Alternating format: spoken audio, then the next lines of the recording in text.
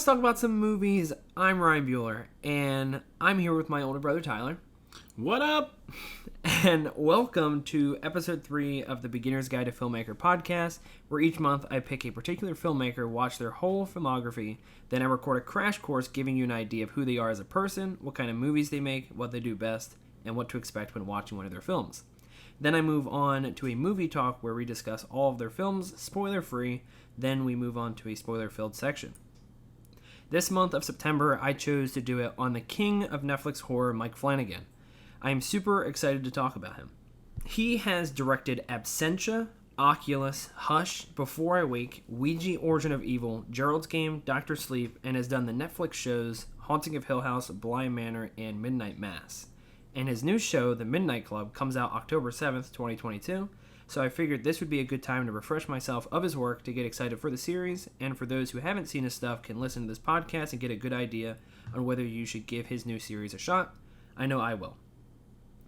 Not too many directors can be successful making movies and be able to transfer over to limited series and still make it work. Flanagan is one that can do that. Impressively enough, do it better.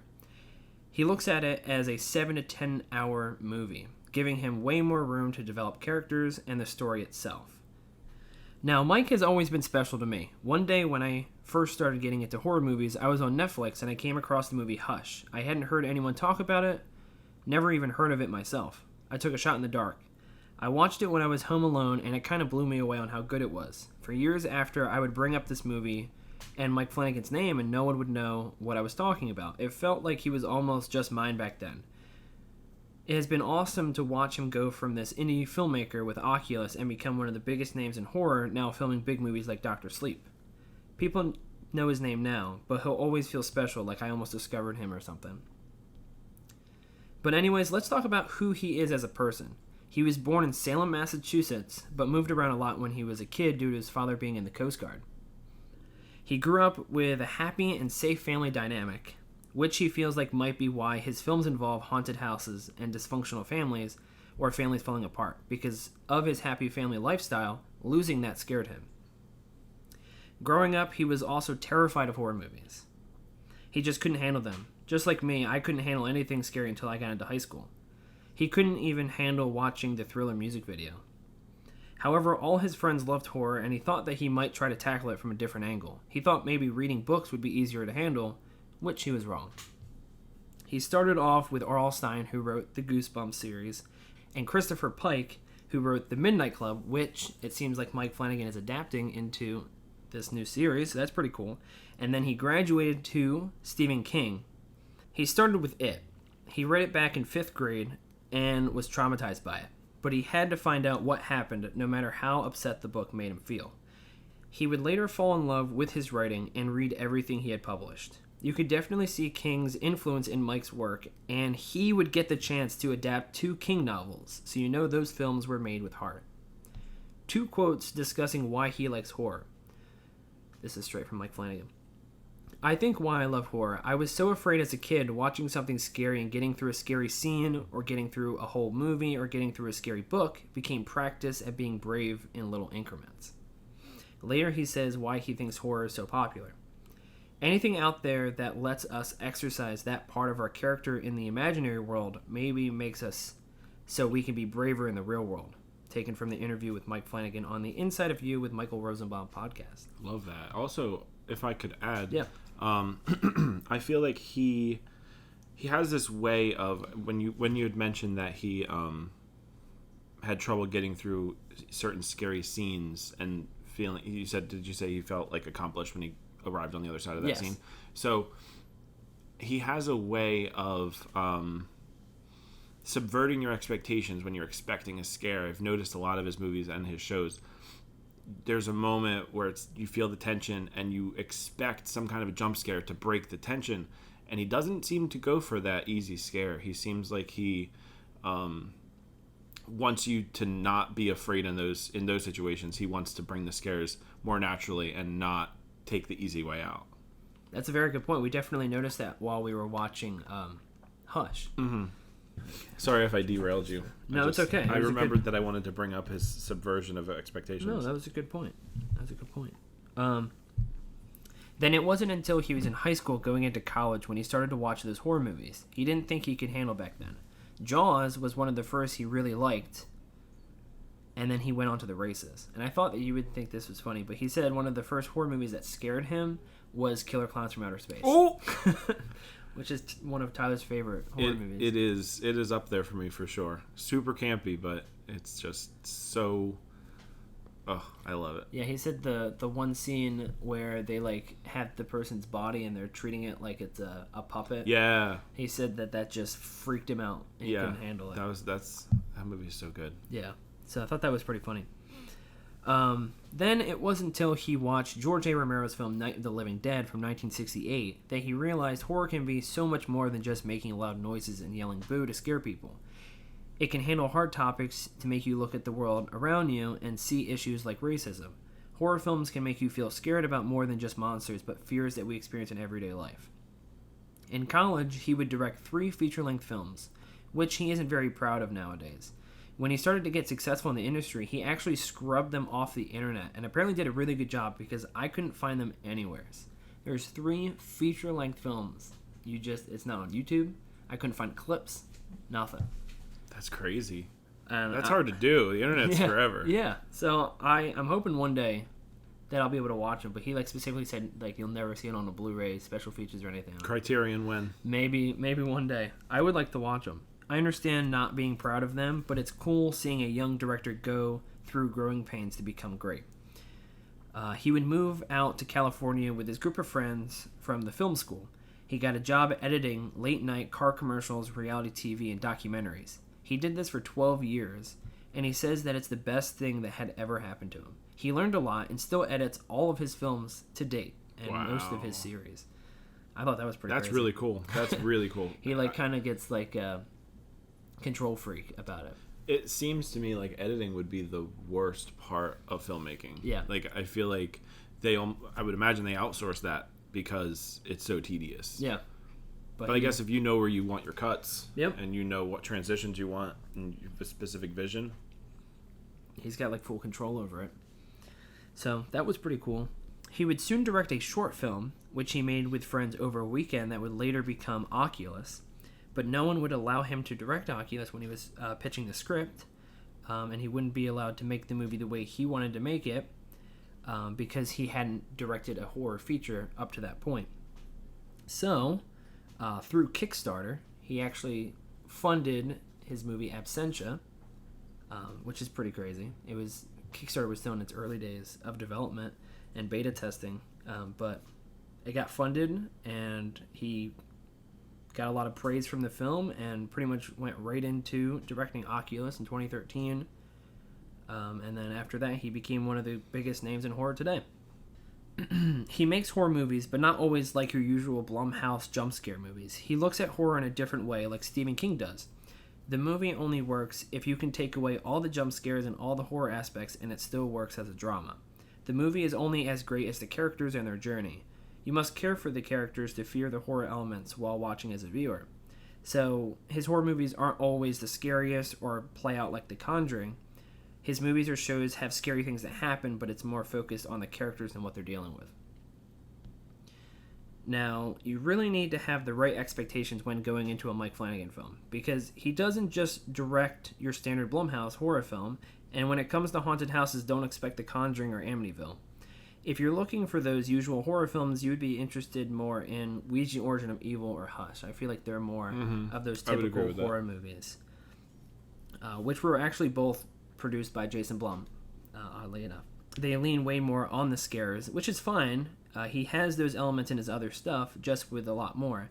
Ouija and Hush still do have great characters dealing with their lives. Ouija has his standard family dynamic, which is a big part of his work. But when you get to Before I Wake, that is a film where the trailer does a terrible job preparing you for the actual movie you're going to watch. Don't watch the trailer. It tries to reel in the horror fans, but it's more of a drama.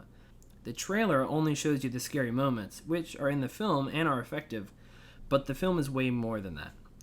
Mike said it's hard to classify what genre the film is, but he considers it to be more of a fantasy than horror, a mystical tale. It's a tragic tale about a family dealing with the loss of their child and a child dealing with the loss of their mother. Very depressing subject matter. However, there isn't anything scarier for a parent than losing a child, so connecting with the characters and putting yourself in their shoes makes it terrifying in that regard. It hits you somewhere else very effectively. Doesn't have to rely on jump scares to be effective. Then when you get to Gerald's Game and Dr. Sleep, those are Stephen King adaptations, so they are also very focused on the characters and their inner demons, plus some scares and scary situations. Then you get to Midnight Mass, which is pretty much Mike's love letter to King. It feels very much like a book he could have written, a story focused on characters and a community in a surreal situation. But when you get to Haunting of Hill House and Haunting of Bly Manor, you definitely need to have the right expectations. These shows have scary moments and ghosts and creepy things, but they are so much more than that. Bly Manor is more leaning on a romance story than horror. And then Haunting of Hill House is definitely more focused on a family drama and family members being in a traumatic experience and having to deal with it. Going into these shows expecting those other haunted house movies, you're going to be left very disappointed. So it's good to have the right expectations because they are so much better than that. Yeah, a lot of times I would say that Mike Flanagan's movies aren't just your typical popcorn horror movie that you can just kind of not really pay attention to. You're just kind of there for the scares. His stuff sometimes requires you to really be paying attention and to understanding the characters and their journey. Yeah, I definitely agree. He really focuses on those characters. Right. And not disparaging those popcorn type movies, but, it's a different category. Yeah. You're looking for something different when you watch something like that. Yes, and I feel like that's why he's made a name for himself. He absolutely. stands out amongst all of the horror movies that are coming out. So Mike definitely excels at blending genres together. This skill was obtained back when he was in college. His professor challenged him to write a script, and if it was good enough, he'd help make it happen. This would be Mike's third feature, Ghost of Hamilton Street. A concept that could have been a horror movie, but he focused on the romance and drama aspects more. Mike isn't very happy with the film. He realized afterwards that if he had added horror elements to keep the audience entertained, the film would have been way more engaging and enjoyable. He learned from these mistakes, and it made all of his films better with the blending of horror with the dramatic and romantic stories he had. Almost every single story he has involves ghosts in a way or another. But his films never feel repetitive or just another haunted house story. Due to his creativity on how he handles the ghost, he keeps it new and entertaining every time, finding new ways to connect a character's past to a ghost in different ways. By having fresh and interesting characters in wildly different situations, it keeps you coming back for more and getting completely different experiences. His outlook on ghosts is fascinating, which I have plenty to say about, but I'll save that for the movie talk section. Another thing he does a really good job with is creating interesting characters that you will support and fall in love with, especially with Haunting of Hill House. The connection I had with those characters isn't something I feel often. An important thing I feel I should bring up is that I have never felt when watching a Mike Flanagan film or show is disappointment. He has made amazing pieces of cinema and then some others that I don't like as much, but I can safely say that I am always satisfied once the credits roll. Do you feel the same? I do, yeah. Yeah, I have never finished a Flanagan movie and been like, that could have been better. Yeah. Like I feel like his decisions are purposeful, intentional. Mm-hmm. I feel like he doesn't just make movies to make movies. He makes movies to tell a story he wants to tell, and I'm always satisfied with the story that he tells. That's very well said. Yeah. Now, this is the difficult question. Where is a good place to start with Mike Flanagan? As a viewer? Yeah. Someone who's never seen a Mike Flanagan film, where would you pick? Because you got some of his obscure stuff, and then you have some more grounded stuff. I feel like you should kind of ease in, but you don't want to not. It's tough. Let me think. I feel like you need something that will draw you. You need something that's going to draw somebody in. Yeah. I feel like Absentia, I think, is a great movie, but I'm not so sure it's the best place to start. It definitely is not a good place to start. I feel like a lot of people are going to get put off by the low budget aspect to it. Correct, and you don't want them to start with the best thing because you don't want them to have nowhere to go but down. Yes, I agree. I would say a good place to start, honestly, Ouija Origin of Evil. I feel like because it will give you that traditional horror feel Yeah. that you might be looking for when you're looking for a horror movie. I'd say it's the most traditional horror movie that he has, and so it gives you a taste of what he's capable of as far as that more mainstream type movie. But you also, again, you get that satisfying ending, you get that or intriguing ending that you might be looking for. I think that's a good point. I definitely think, because based off the title, the trailer, the description, you get exactly what you're going in. Exactly. That boils it right down. You get exactly what you go into a horror movie looking for. Yeah. So I feel like that's probably the best place to start, and then you kind of just branch out. I feel like you should probably go towards Hush maybe next, and then the Stephen King adaptations. If you're a Stephen King fan, can't go wrong. Go there, and then move on to his series Hill House, and then Oculus and stuff. What's really nice about him, I think, is that he is so accessible. He has a bunch of movies with Netflix. Yes. And I don't know anybody who doesn't have Netflix. Yeah. So he's accessible to almost anybody, whereas you get other directors that you either have to see them in the theater or you have to physically buy their films. Yeah. A lot of times they don't end up on streaming services. So Flanagan's a great director to go with, as far as accessibility as well. That's a very good point. That's a very good point, because all of his series are on Netflix. Mm-hmm.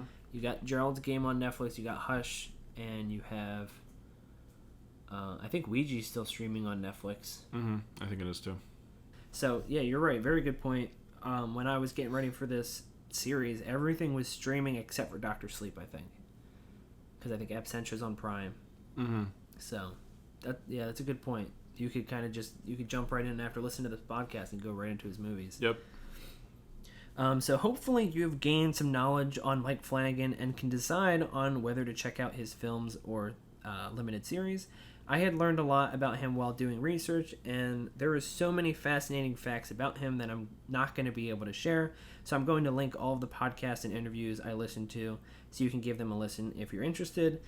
We are so hyped to get into the non-spoiler filled movie discussion. We are. I am very excited. There's so much to talk about. I have so many things written down, and I just want to get them out there. So we'll probably move over to the movie talk section. So thank you very much for listening to the Crash Course section, and I hope you continue over to the movie talk section, where I'll be talking all things Mike Flanagan with Tyler here. And go check out the other Crash Courses that I have on Jordan Peele and Robert Eggers. And then for next month, I think I'm going to keep it a surprise for now. So stay tuned for what is to come for October. And thank you for listening, and I will catch you on the next video. Have a good one. Later.